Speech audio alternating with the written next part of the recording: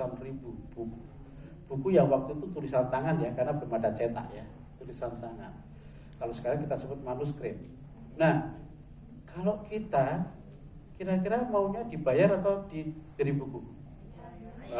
Itu beda ya, guru milenial ya. Ini sebenarnya apa? Lagi-lagi inisiatif. Ilmuwan muslim waktu itu hampir semua tidak lahir dari lembaga formal, tapi melalui namanya spontaneous learning. Lembaga-lembaga yang bukan formal membuat semacam lingkaran keilmuan. Jadi tidak ada waktu ini 2 tahun, 3 tahun selesai, nggak ada hitungan tahun itu, nggak ada. Mirip yang dikembangkan di pesantren, tolabul ilmi, rihlah ilmiah itu nantinya dapat ijazah. Ijazah itu tidak diterima berdasarkan tahun sekian sampai sekian. Jastuka itu saya dapat memberikan ijazah kepada Anda itu karena pengakuan seorang guru, seorang kiai bahwa kamu sudah bisa melanjutkan kajian sendiri tanpa saya dampingi. Itu sudah dapat ijazah. Meskipun baru belajar 10 hari, meskipun baru belajar 1 bulan. Tapi ada juga yang sampai bertahun-tahun nggak dapat ijazah. Kenapa? Karena mungkin ada lola ya, loading lambat ya. Nah, ini individual different. Ini adalah perbedaan individu itu sangat menentukan orang dalam memahami sesuatu. Jadi ini sebenarnya praktek, kalau dalam bahasa sekarang itu adalah multiple intelligence. Kecerdasan majemuk itu sudah dipraktekkan. Tradisi pesantren sehingga sudah ada, tapi di lembaga schooling, persekolahan ini kurang banyak dikembangkan. Oke, inisiatif itu sangat luar biasa. Inklusif. Kenapa saya sebut inklusif? Dulu yang menjadi ketua tim penerjemahan dari bahasa-bahasa, kan munculnya peradaban dalam bidang sains itu karena mulai banyak buku-buku yang diterjemahkan ke bahasa Arab. Sebelumnya ke bahasa Suryani, ke bahasa Aromai, kemudian ke bahasa Arab. Dari bahasa Yunani, Persia dan seterusnya ke bahasa itu Aromai, kemudian ke bahasa Arab. Baru bisa mengakses dalam bahasa Arab.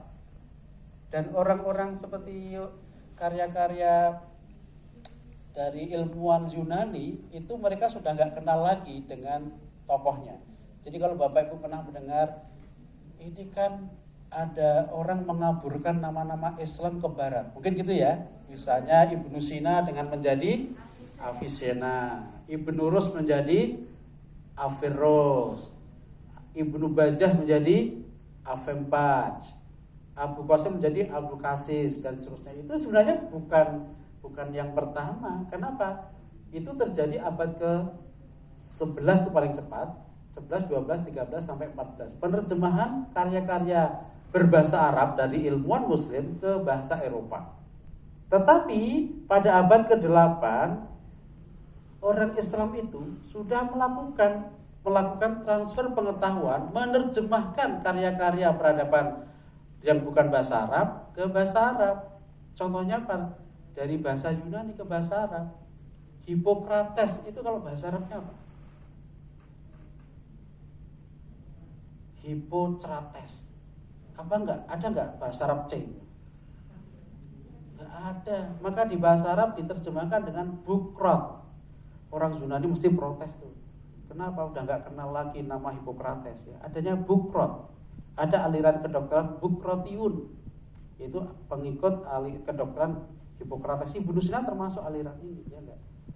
Oke, Socrates jadinya apa? Sukro. Ya. Plato jadi apa? Aflatun. Enggak ada, Plato itu enggak ada bahasa Arab ya. Apa karena P enggak ada ya. Aristoteles jadi Aristu. Apa atau paling enggak Aristoteles, Aristu ya. Oke, Ptolemy atau Ptolemeus, Ptolemeus, Abulonius, Abulun. Jadi sebenarnya proses penerjemahan itu biasa. Nah, yang menjadi ketua tim penerjemahan itu adalah seorang Kristen historian. Bayangkan, Harun ar-Rasyid dan Al-Ma'mun mempercayakan ketua tim transfer peradaban itu adalah seorang Kristen historian yang bernama Hunain bin Ishaq. Sekretarisnya itu seorang Majusi yang bernama Thabit bin Qurrah. Itu kalau nggak inklusif nggak mungkin ya. Coba di Indonesia itu yang menjadi main risteknya siapa? Itu nggak pandang bulu agama. Itu di era Abbasiyah sudah melakukan itu ya. Nah, open mind itulah yang menjadikan kita itu bisa terbuka belajar dengan siapapun ya. Tidak pandang bulu dengan siapa. Kita yang penting apa? Ilmunya itu yang penting. Nah, itu inklusif. Apalagi ini? Kosmopolit. Kosmopolit itu apa itu? Jadi kalau dalam bahasa sekarang mungkin bisa ya ada di mana-mana. Ya, silakan kita menyebar kemana-mana. Orang Indonesia itu kosmopolit itu artinya apa? Dikenal semua itu mesti ada. Nah, di Indonesia yang paling banyak dikenal sebagai kosmopolit itu adalah Padang ya. Masakan Padang itu kosmopolit ya. Di Padang nggak ada itu nasi Padang. Yang ada ya warung makan aja ya. Gitu. Jadi sebenarnya apa? Ini menggambarkan semangat untuk menjelajah ya. Itu terjadi waktu itu.